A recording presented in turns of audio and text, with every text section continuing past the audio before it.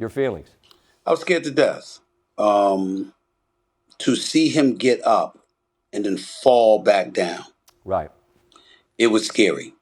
You know, we've been watching the NFL, covering the NFL for decades, Scott, and we've seen concussions. We've seen people sit still, scared that they may have been paralyzed because they've gotten hit and what have you. I don't recall ever seeing anything like this. To see him make a tackle, to get up, and then literally collapse, then his legs start shaking and what have you. It was just, you're not trying to be too vivid. You're just trying to make sure you accurately depict in real time what you witnessed. And it was scary.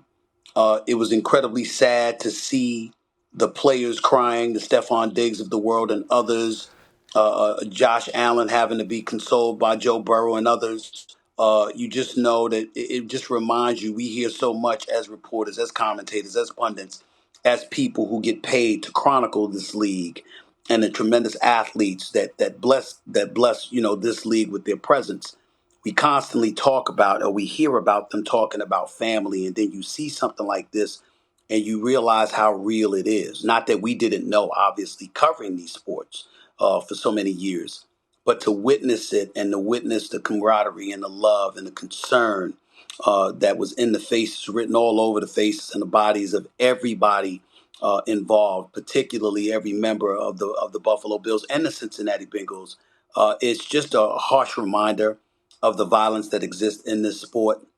How a play, we all know that a play can end a career, a play can end a season, but it's rare that you contemplate the notion that it can end somebody's life. And when you saw that happen, all of a sudden that realization hit you in a very, very profound way. And then obviously you saw Susie Colbert and Booger McFarlane and Adam Schefter doing the great jobs that they were doing, along with yourself and Ryan Clark being his exceptional self, really breaking down and explaining everything in vivid detail, and how he's with his mother is with him. She didn't come to this stadium to see her son in that condition. And so Right. your heart goes out to her.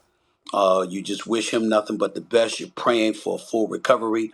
We understand that the game does not matter now. It simply is not that important. You can always get another game back. You can revisit the game down the line. But right now, our hearts and our prayers are with Damar Hamlin, just praying that he survives this and that he's able to be alive and safe and healthy. That's where our minds should be right now. I agree. And it seemed to me, and again, as I've said for the hours that we've been on here, you know, it's real time, and so you try not to speculate, but it certainly appeared to me, Stephen, that, you know, they're going to try to play this game, and then it seems to me that McDermott and Taylor and the teams are like, the hell we are. Like, no, we're not.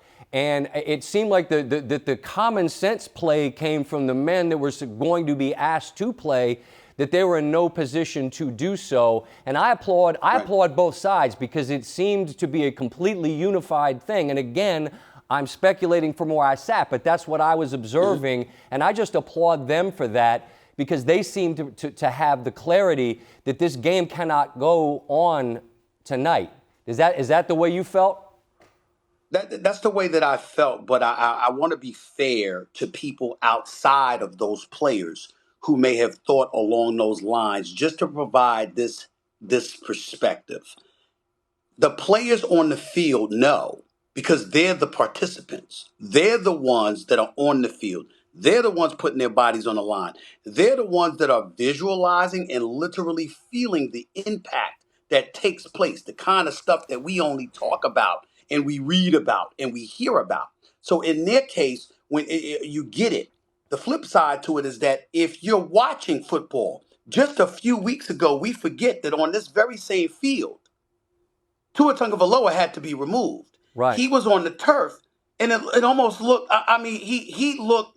He looked. I mean, it was scary Without a how doubt. he looked. No question. And the game went on then. So what you're thinking? Okay, they're performing CPR. You get him in the ambulance, and what you're waiting for is to hear them say he's been revived. He's communicating. He's okay. We can go on with the game. Nobody in their right mind thought that this game should go on if that didn't happen. But you were surmising that because the doctors were there, they were on the scene and they had conducted CPR and they got into the ambulance and his mother was there, that somehow, some way over the next 15 to 20 minutes, you would hear good news. But I think Right. everybody knows the minute that didn't happen, a game wasn't going to take place. But even had it happened, Stephen A., even if you got the best possible resolution, to have asked these, particularly Buffalo, to say, no, he's good.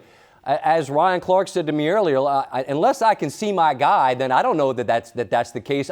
And I understand what you're saying, because I think we have been hardened to a degree because we see these injuries, and mostly, thankfully, the resolutions are positive and you continue on with the game. And so if there was a thought from afar that perhaps we can continue with this one, okay, maybe that seemed reasonable, but it was clear based on the reaction to what Buffalo and Cincinnati had witnessed that this was not usual and this game could not go on. That's all I'm saying.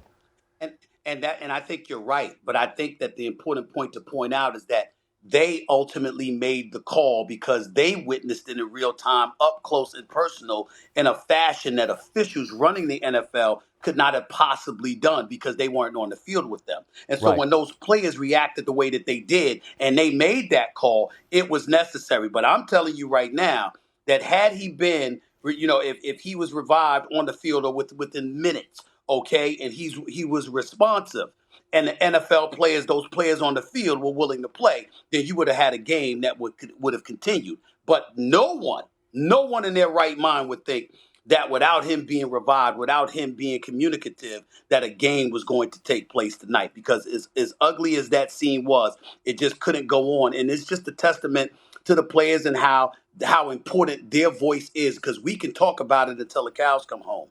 They're the ones on the field literally enduring it.